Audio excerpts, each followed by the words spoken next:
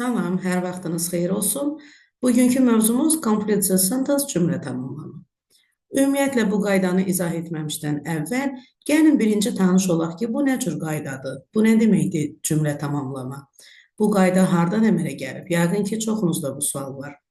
Sadəcə olaraq onu demək istəyirəm ki, bu qayda ümumiyyətlə vasitəsiz nitqin vasitəli nitqə çevrilməsinin asanlaşdırılmış bir formasıdır. Biz bilirik ki, vasitəsiz nitqimiz nəqli cümlə kimi də çıxış eləyə bilər, xüsusi sual cümlələrindən də əmələ gəlir, ümumi sual cümlələrindən də əmələ gəlir. Hətta bu qaydalar bizim 10-cu sinif dərsliklərimizdə də var. Sadəcə olaraq onu demək istəyirəm ki, bu qayda direct, indirect speech, vasitəsiz nitqin vasitəli nitqə çevrilməsinin asanlaşdırılmış formasıdır. Ən birinci gəlin ona baxaq ki, budaq cümlədə söz sırası nəqli formada olur, bunu yadda saxlayırıq. Yəni, mübtada xəbərdən əvvəl gəlir. Sual formasında olmaz. Nə deməkdir sual formasında olmaz? O deməkdir ki, ingilis dilində sual forması necə əmələ gəlir? Köməkçi feil və yaxud modal feil mübtadadan əvvələ keçməklə sual yaranır. Cümlə tamamlamada isə qətiyyən biz cümlənin axırını, yəni sual formasında verə bilmərik. Nə köməkçi feil, nə modal feillər gəlib mübtadadan əvvəl dura bilməz. Nəqli cümlə sırasında olmalıdır. Birinci mübtada gəlməlidir, sonra xəbər. Budaq cümlədə nə ola bilər? Budaq cümlədə ola bilər xüsusi sual əvəzlikləri. What, where, when, why, that, if, whether'dan sonra birbaşa bizdə mübtada gəlməlidir. Əgər bizim vasitəsiz nitqimiz ümumi sual cümləsi idisə və biz bunu vasitəli nitqə çevirib nəqli cümlə formasına gətiririksə də, biz bu sualı if və yaxud whether ilə cümləmizə daxil edirik. Nəqli cümlə sırası that ilə daxil olunur. Xüsusi sual cümlələri isə what, when, where, how ilə sual əvəzlikləri ilə cümləyə daxil olur. Cümləni tamamlayır. Sadəcə olaraq artıq bunlar sual əvəzlikləri olsa belə, biz birbaşa bunlardan sonra mübtadanı götürməliyik, sonra isə xəbəri. Köməkçi feil mübtadadan önə keçə bilməz, modal feil mübtadadan önə keçə bilməz, əsas feil mübtadadan önə keçə bilməz. Baş cümləmiz, bizim baş cümləmiz necə ola bilər? Bax, baş cümləmiz bunlar ilə başlaya bilər. Can you explain? Do you know? Can you tell me? I want to know. I wonder. I ask. Do you remember? Who knows? I didn't understand. I didn't guess. Can you show me? Do you realize? Bunlardan sonra gələ bilər sual əvəzlikləri what, when, who, where, why və s. və yaxud how gələ bilər, that gələ bilər, if və whether gələ bilər. Dərhal bunlardan sonra biz mübtadanı götürməliyik. Qətiyyən dərhal bunlardan sonra köməkçi feil və yaxud modal feil və yaxud əsas feil gələ bilməz. Bunlar bizim verilmiş baş cümlələrimizi tamamlayanlardır. Tamamlanan cümlələr sual əvəzlikləri ilə, that ilə, if və yaxud whether ilə daxil ola bilər və yadda saxlayaq ki, if, whether, qətiyyən if, məsəl üçün burada əgər demək deyil, whether ilə if, mi kimi tərcümə olunur. Məsələn, gəlin diqqət edək. Kate asked her friend if. Kate dostundan soruşdu. He had passed his exam. O imtahandan keçdi mi? Doğrudur. Birinci gəldi he mübtada, sonra gəldi xəbər had passed.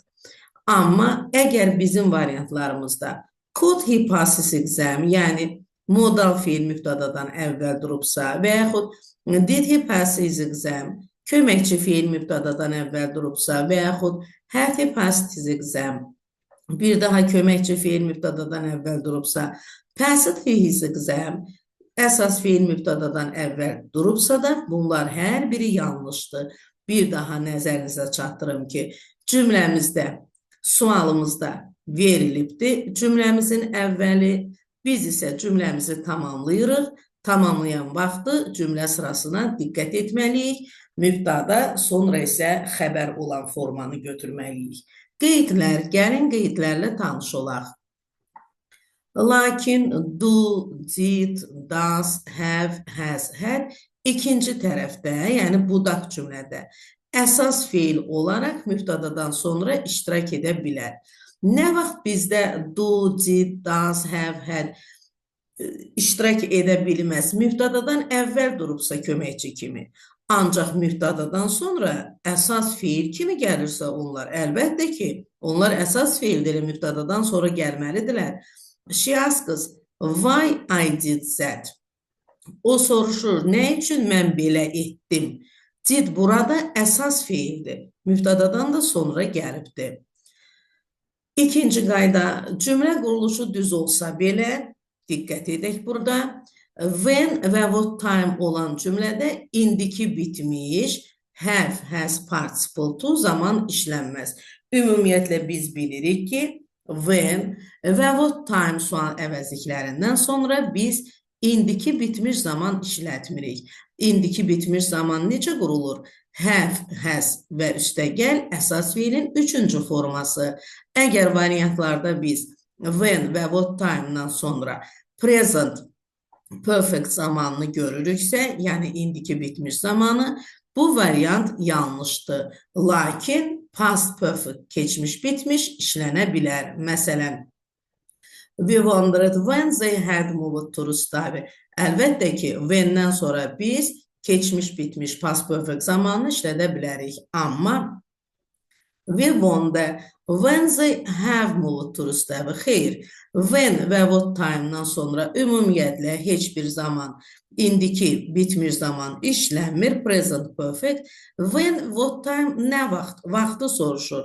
Biz isə bilirik ki, present perfect bizə dəqiq vaxt göstərmir. Present perfect zamanında dəqiq vaxt yoxdur. Bizdə hərəkətin yalnız olaraq nəticəsi göz qabağındadır. Və ona görə də biz dəqiq vaxt qoyaraq, nə vaxt soruşaraq, bu suallardan sonra indiki bitmiş zaman işlədə bilmərik. Üçüncü qayda, ask, wonder, want to know, tell feillərindən sonra zət bağlayıcısı işlənməz. Bunu yaddan çıxartmayaq. Ask soruşmaq, wonder bilməyə can atmaq, want to know bilmək istəmək, tell demək. Bunlardan sonra dərhal variantlardan zət ilə başlayan variantlara çıxın. Çünki bu yanlışdır. Niyə? Gəlin tərcüməyə baxaq. The teacher told that they had been there before. Müəllim dediyi, onlar əvvəllər burada olmuşdular. Yadda saxlayaq ki, tell feilindən sonra zət bağlayıcısı işlənmir. Lakin aşağıdakı hallarda telldən sonra zət işlənə bilər. Hansı hallardır? Əgər zət bizdə ki mənasını verən bağlayıcı yox, o işarə əvəzliyi olarsa. Axı biz bilirik ki, ingilis dilində zət o işarə əvəzliyidir.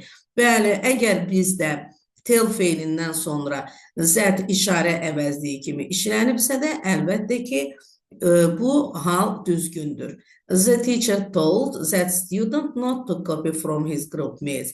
Müəllim dedi ki, o şagird qrup yoldaşından köçürmədi.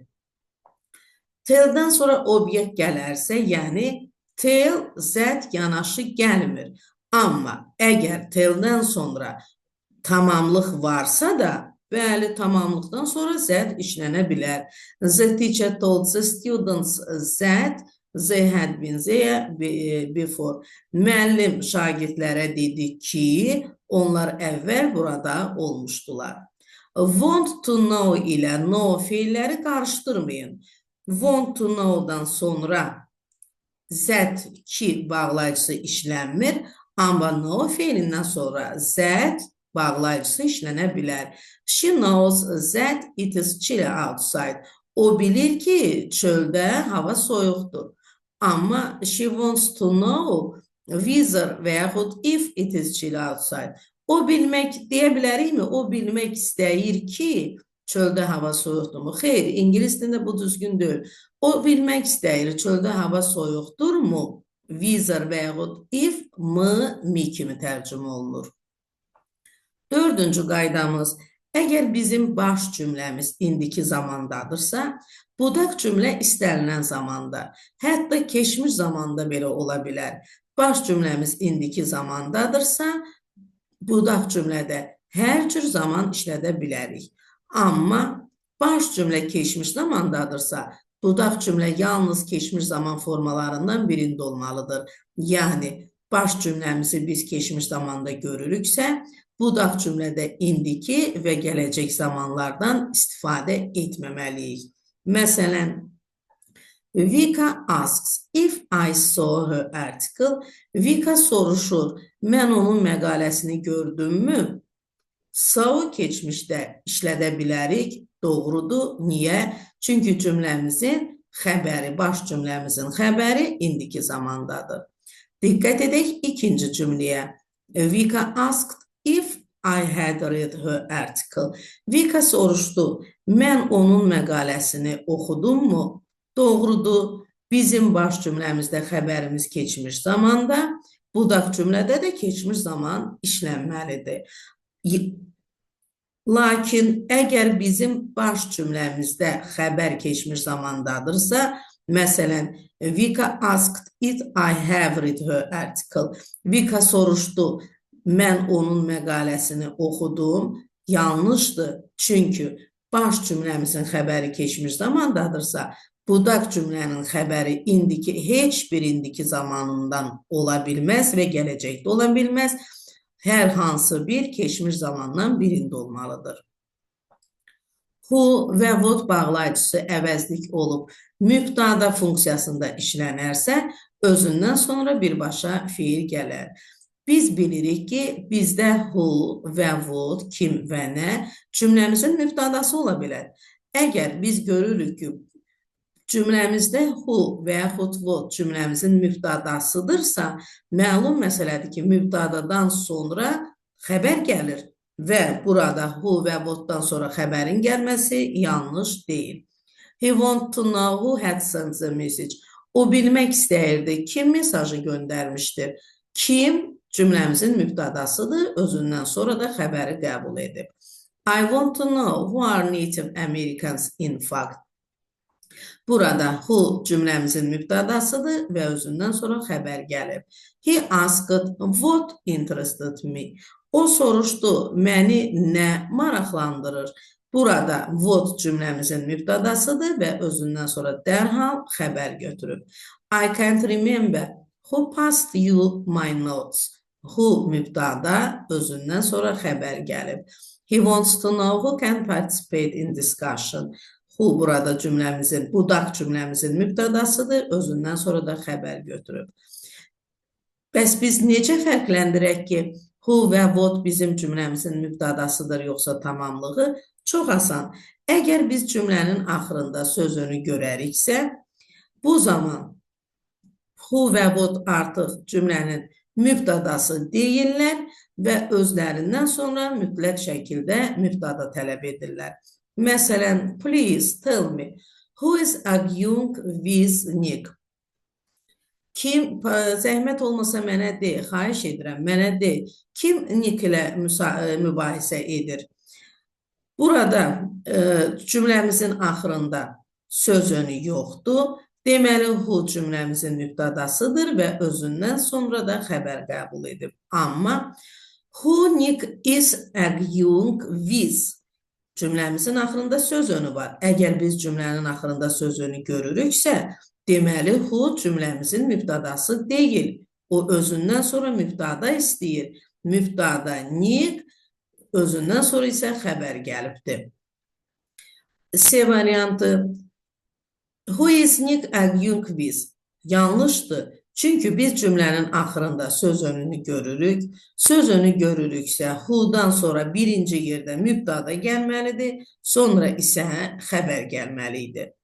Test edərkən nələrə diqqət etməliyik?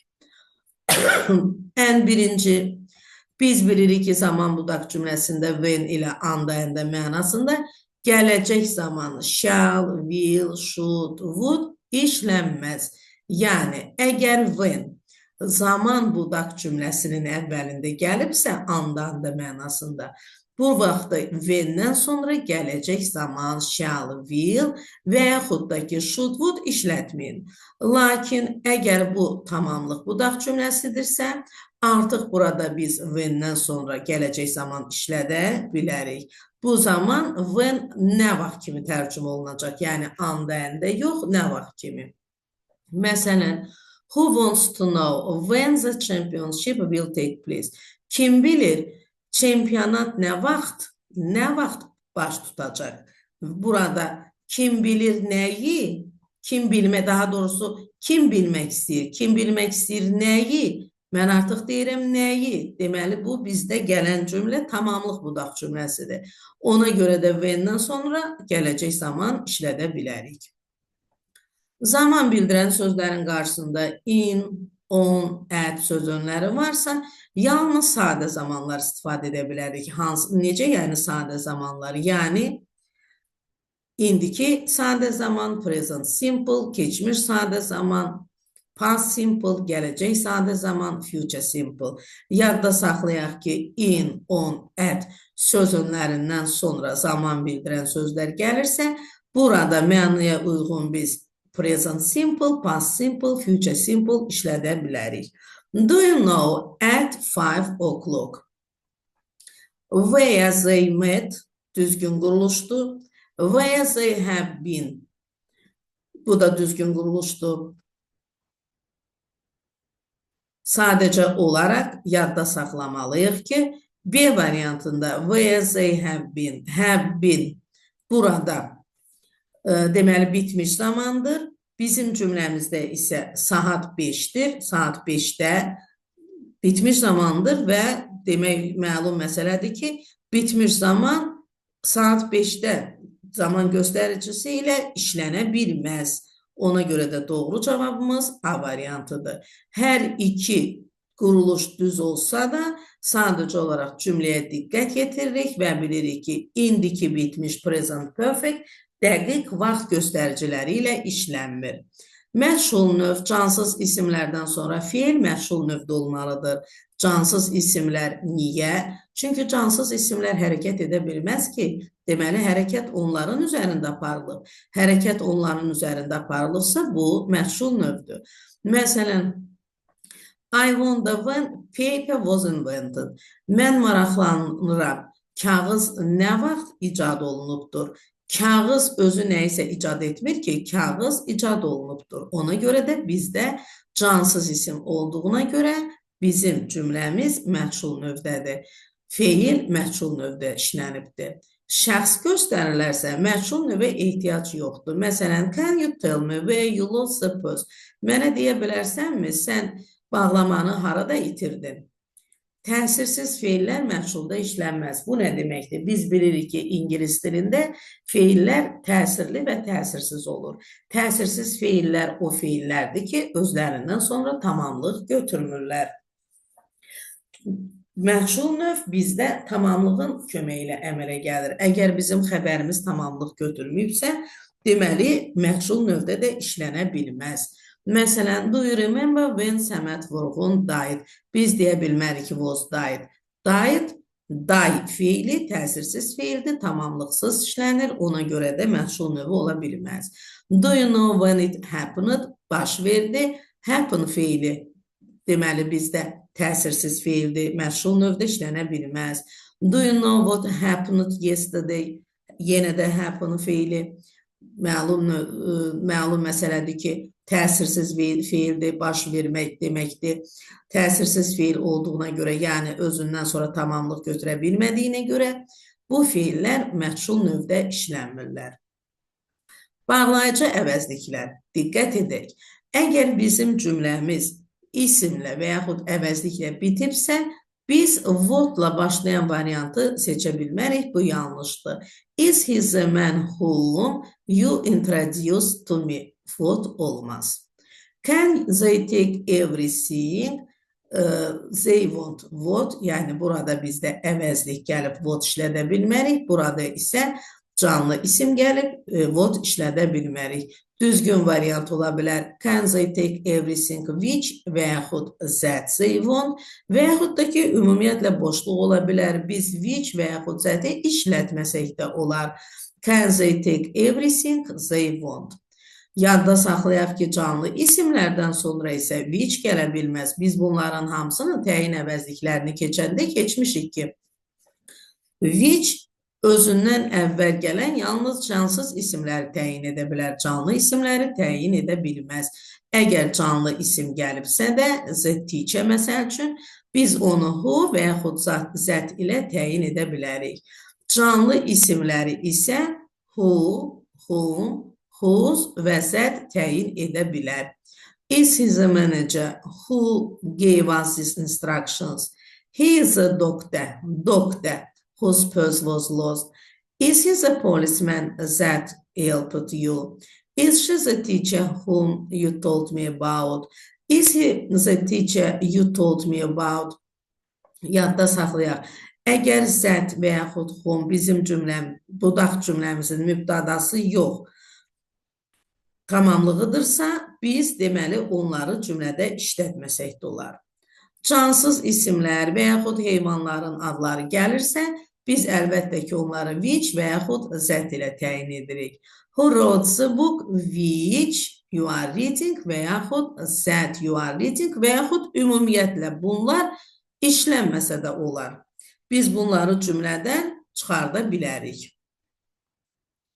Which, who, that nisbi əvəzliklərini təyin etdikləri isim özlərindən sonra gələn xəbərlə uzlaşır. Diqqətli olun burada. Özlərindən sonra gələn xəbərlə uzlaşır. Ən birinci cəm isimdirsə, who, which canlıdırsa, who cansızdırsa, which həm canlı, həm cansız zət ilə xəbər təyin edə bilərik. Özlərindən əvvəl cəm isim mi gəlib? Deməli, xəbər də mütləq şəkildə özlərindən sonra cəmdə olmalıdır. Tək isim gəlibsə də, deməli, who, which və zətdən sonra da tək xəbər işlənməlidir. Məsələn, I don't like the neighbors who are too noisy. Who'dan əvvəl neighbors cəmdədir. Deməli, xəbəri də cəmdə olmalıdır. I don't like the neighbor who is too noisy. Who'dan əvvəl neighbor təkdədir. Deməli, xəbəri də is təkdə olmalıdır. Why-dan sonra biz qətiyyən cümlələrdə for olan variantı götürə bilmərik. Why elə özü özlüyündə nə üçün deməkdir? For da üçün deməkdir. Deyə bilərikmi nə üçün üçün? Deyə bilmərik. Ona görə də why olan cümlədə for işlənməz. Amma what axırda isə for elə why-ın demək olar ki, sinonimidir. What nə? For üçün. Nə üçün? Ask your friend what she was late for. Dostundan soruş, nə üçün o gecikdi? Cümləmizdə əgər veya varsa, deməli in olmaz həmin cümlədə, amma in which-dən sonra və yaxud which-dən əvvəl işlənə bilər. The city where I live in is very beautiful. Yanlışdır. Where var, in sözünü işlənə bilməz. Amma the city which I live in is very beautiful. Doğrudur. The city in which I live is very beautiful. Doğrudur. Sözünü which-dən sonra da gələ bilər, which-dən əvvəl də gələ bilər. Amor feillər. Nədir amor feillər? Amor feillər o feillərdir ki, onlar qətiyyən nə keçmiş zamanda, nə keçmiş zaman feili sifət formasında dəyişmirlər. Onların üç formasının üçü də eyni qalır. Cut, cut, cut. Let, let, let. Put, put, put. Read, read, read. Cost, cost, cost. Hit, hit, hit. Hurt, hurt, hurt. Shut, shut, shut. Spread, spread, spread. Bunlar üç formaların üçü də eynidir. Düzdür. Bunlar qaydasızdır. Irregular verb. Qaydasız fiillər adlanırlar. Nəyə görə qaydasız adlanırlar? Çünki qaydalı fiillər kimi keçmiş zamanda sonuna id qəbul etmirlər. Amma Qaydasız feillər kimi heç ümumiyyətlə kökündən də dəyişmirlər. Ona görə onlara amor feilləri deyirlər, amma bunlar bizdə qaydasız feillər sırasındadır. Biz əgər bu feillərin indiki və yaxud keçmiş zamanda olmasını dəqiqləşdirmək istəyiriksə, bu üçüncü şəxsin təkinə aiddir. Əgər mübtədamız üçüncü şəxsin təkindədir, özündən sonra indiki zamanda bilirik ki, xəbər es qəbul etməlidir. Es qəbul etməyibsə, deməli, həmin bu amorf feillər, söhbət bu feillərdən gedir, hansılar ki, formalarını dəyişmir, keçmiş zamanda üçüncü şəxsin təkindədir. Mübtəda şi, sonunda es yox, yox. Deməli, bu keçmiş zaman formasıdır.